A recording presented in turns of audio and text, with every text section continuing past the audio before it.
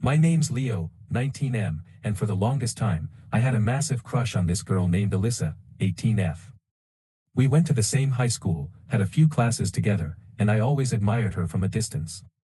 She was popular, pretty, and completely out of my league, or so I thought. She always dated the jockey, arrogant type. Guys who had no plans, no ambition, just temporary charm and temporary muscles. Me. I kept my head down. I worked out, stayed out of trouble, and trained for one goal, to enlist in the Marine Corps. I didn't party, I didn't mess around, and I definitely didn't chase drama. I had my dream, and I was all in. After graduation, I hadn't spoken to Alyssa in months.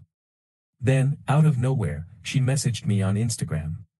It was weird. Flirty. Like, too flirty. She said she remembered me being different in school. That I was safe, respectful, and not like the other guys.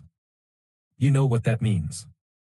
Turns out, she was about 6 months pregnant by some guy she hooked up with at a party who bailed the moment he heard the word baby. Typical.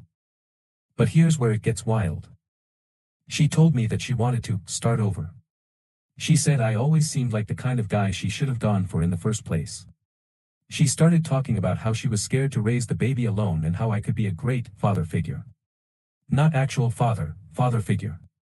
Like I was supposed to volunteer for that role like it's a community service project. Soon, the messages got more serious. She asked if I had a job. I told her I was working part-time at a hardware store while prepping for boot camp. She asked if I'd be willing to build a life together, like, now. She wanted me to drop my plans, get a full-time job, rent a place, and help raise her baby as if it were ours. All while she acted like she was doing me a favor. Her exact words were, "You'd be stepping up like a real man would. I know it's not your kid, but love means sacrifice." I was speechless. That's when things got even more messed up. Her dad called me. I had never even met the guy. He told me that if I was a real man, I'd do the right thing and support her. That I had feelings for her anyway, and this was my chance to prove myself. Excuse me. They literally expected me to shoulder a lifetime of responsibility for a child that wasn't mine because, what? I had a schoolboy crush once. I told him respectfully but firmly that I was not interested. That I had plans, goals, and this was not my responsibility. He snapped.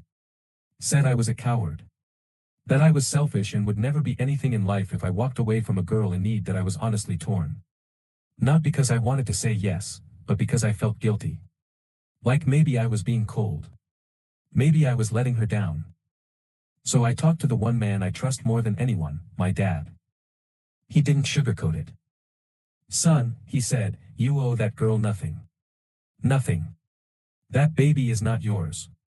If you sacrifice your future for someone else's mistake, I promise you, you will regret it for the rest of your life." He told me straight up. Tell her to go to hell if she keeps pushing. And if her parents get involved again, lawyer up. My dad's a retired army vet. He knows what it means to stand your ground, even when it's hard. And for the first time, I felt validated. After I told Alyssa no, she started guilt-tripping me.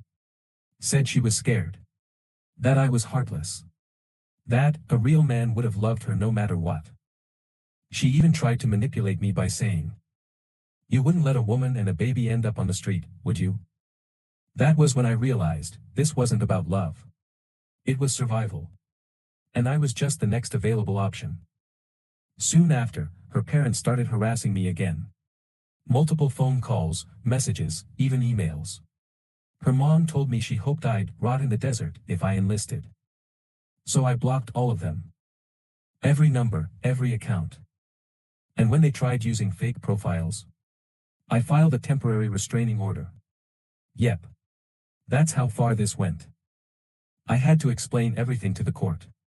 Show the texts, the calls, even a weird handwritten letter her dad sent to my mailbox. It was wild. Now, they're legally prohibited from contacting me. If they do, sheriff's deputies will show up at their house with cuffs that I ship out in 2 months. I've been training harder than ever. My mind is clear. My future is mine again.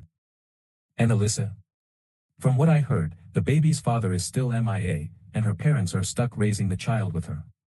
The same people who called me a boy are now changing diapers at 2 a.m. that I almost gave up everything, my dream, my independence, my identity, for someone else's mess. Just because I felt bad. Just because I used to have feelings. If you're a young guy and you're reading this, listen to your gut. Listen to people who love you and don't benefit from your sacrifice. If someone wants you only when they're desperate, that's not love. That's manipulation. Alyssa wanted a savior. But I'm not a savior. I'm a future Marine. Not long after I made that decision, I met Mia. She worked at the local grocery store where my mom shops. We'd see each other in passing, always polite. But when she noticed my mom struggling with groceries one day, she offered to help. And when she found out about Max, our old golden retriever, she started stopping by after her shifts to walk him, just to help out. Mia never asked for anything. No drama, no guilt trips, just genuine kindness. She started checking in on my mom regularly, bringing little things she thought we'd need. Before I deployed, she gave me a care package, socks, snacks, and a note that read, "Don't worry. I've got them while you go do great things." And she kept her word.